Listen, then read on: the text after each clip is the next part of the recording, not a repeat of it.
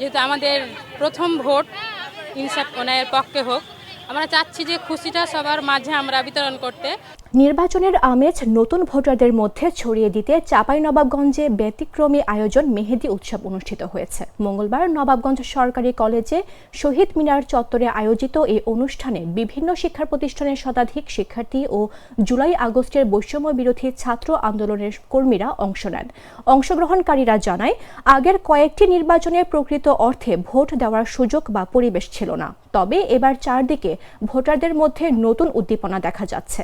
তরুণদের পাশাপাশি বয়স্করাও ভোট নিয়ে আলোচনা করছেন। সেই ভাবনা থেকেই এই আয়োজন।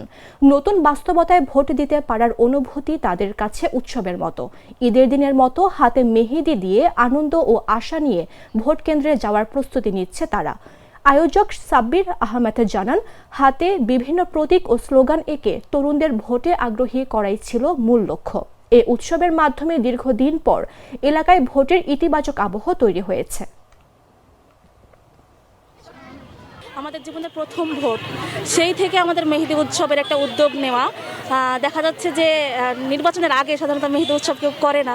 এটা ব্যতিক্রম ধর্মী আয়োজনের মাধ্যমে যাতে এই নির্বাচনটা সবাই মনে রাখে, এবং যেহেতু আমরা তরুণ, আমাদের চিন্তাভাবনা হবো তরুণদের মতোই। যেহেতু আমাদের প্রথম ভোট ইনসাফ ওনায়ের পক্ষে হোক, আমরা চাচ্ছি যে খুশিটা সবার মাঝে আমরা বিতরণ করতে, সবার সাথে একসাথে উপভোগ করতে।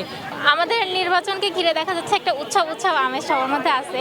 তো মেয়েদেরকে নিয়ে ইনক্লুসিভ কোনো কিছু করা, এটা হচ্ছে আমাদের মূলত আজকের টার্গেট, যে মেয়েরা সবাই একসাথে হয়ে নির্বাচনের যে আমেজটা সেটাকে একসাথে উপভোগ করা, সবাই একসাথে আনন্দ করা। আর আজকে সবাই মূলত এখানে এসে অনেক খুশি।